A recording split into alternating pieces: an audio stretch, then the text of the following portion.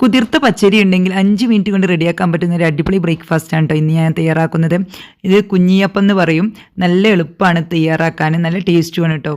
ഇത് കഴിക്കാൻ side dish വേണമെന്ന് നിർബന്ധമില്ല. ഇനിയിപ്പോൾ ഏത് കറിയുടെ കൂടെയും ചട്നിയുടെ കൂടെ ഒക്കെ കഴിക്കാൻ പറ്റും കേട്ടോ. അപ്പോൾ ഇത് റെഡിയാക്കാൻ വേണ്ടിയിട്ട് ഞാനിവിടെ കുതിർത്ത് വെച്ച പച്ചരി ഉണ്ടായിരുന്നു, 2 കപ്പ് ഉണ്ടായിരുന്നു കേട്ടോ. അപ്പോൾ തലേ ദിവസം ഞാൻ നൈറ്റിൽ കുതിർക്കാനായിട്ട് വെച്ചതായിരുന്നു. ഇപ്പോൾ രാവിലെ എണീറ്റ് ഉടനെ തന്നെയാണ് കേട്ടോ അരച്ച് വെക്കുന്നത്. അപ്പോൾ 2 കപ്പ് ഞാൻ വെള്ളം ഊറ്റിയിട്ട് ഞാൻ മിക്സിയുടെ ജാറിലോട്ട് ഇട്ട് കൊടുത്തിട്ട് ആ അരിയുടെ കൂടെ തന്നെ വെള്ളം വെച്ചിട്ട് നല്ല പോലെ ഒന്ന് അരച്ചെടുക്കാം കേട്ടോ. അരച്ചെടുത്തതിന് ശേഷം നമുക്കിതൊരു പാത്രത്തിലോട്ട് മാറ്റാം.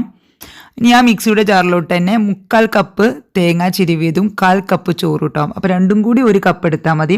അതിൽ കൂടി പോകണ്ട കേട്ടോ, ഇതിൽ കൂടി പോയാൽ ശരിയാവില്ല.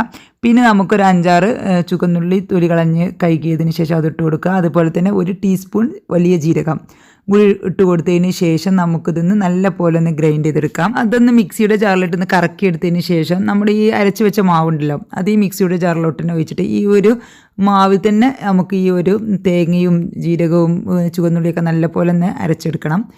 നല്ലപോലെ അരച്ചെടുത്തതിന് ശേഷം ഈ മിക്സിയുടെ ജാറിലോട്ട് 1/2 ടീസ്പൂൺ ഈസ്റ്റും 2 ടീസ്പൂണ് പഞ്ചസാരയും 1/4 ടീസ്പൂണ് ഉപ്പും കൂടി ചേർത്ത്, പാകത്തിനുള്ള ഉപ്പും കൂടി ചേർത്തിട്ട് ഒന്നും കൂടി ഒന്ന് ജസ്റ്റ് കറക്കി എടുത്താൽ മതി.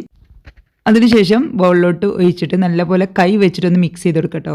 കാരണം ഞാനിത് രാവിലെയാണ് അരച്ച് വെക്കുന്നത്.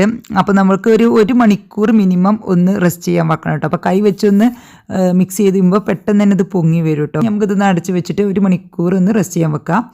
ഒരു 1.5 മണിക്കൂർ കഴിഞ്ഞതിന് ശേഷമാണ് കേട്ടോ ഞാനിതിപ്പോൾ തുറന്നിട്ടുള്ളത്. ഒരു 2 മണിക്കൂർ വെക്കണേ ഏറ്റവും ബെസ്റ്റാണ്. അപ്പോൾ ഇത് 1.5 മണിക്കൂർ കഴിഞ്ഞപ്പോഴേക്കും എനിക്ക് സമയമായിട്ടുണ്ട്. അപ്പോൾ ഞാൻ ഇത് ചുട്ടെടുക്കുക കേട്ടോ. ഇപ്പോൾ തന്നെ നല്ല പെർഫെക്റ്റ് ആയിട്ട് വന്നിട്ടുണ്ട്.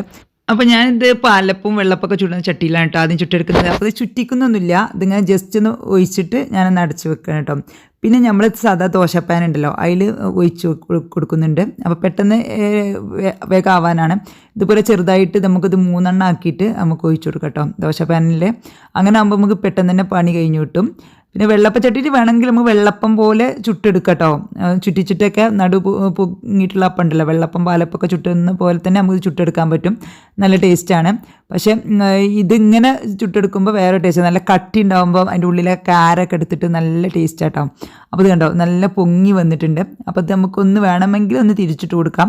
തിരിച്ചിട്ട് കൊടുക്കേണ്ട ആവശ്യമൊന്നുമില്ല, വെറുതെ ഇനിയിപ്പോൾ എൻ്റെ മുകൾ വശമൊക്കെ ഒന്ന് ഇതാവാൻ വേണ്ടിയിട്ട് ഒന്ന് ഞാൻ തിരിച്ചിട്ട് കൊടുത്തിട്ടുണ്ട്. അവിടെ നമ്മുടെ അപ്പം റെഡി ആയിട്ടുണ്ട് കേട്ടോ. അപ്പോൾ ഇത് നമുക്ക് ഇതുപോലെ തന്നെ നമുക്ക് എടുക്കാം, അല്ലെങ്കിൽ തിരിച്ചിട്ട് മറുവശം കൂടി നല്ലപോലെ കുക്ക് ചെയ്തിട്ട് അങ്ങനെ വേണമെങ്കിൽ അങ്ങനെ എടുക്കാം കേട്ടോ. നല്ല ടേസ്റ്റും നല്ല സോഫ്റ്റുള്ള അപ്പമാണ്. അപ്പോൾ എല്ലാവരും ട്രൈ ചെയ്ത് നോക്കിയിട്ട് ഫീഡ്ബാക്ക് ഒക്കെ അറിയിക്കട്ടോ.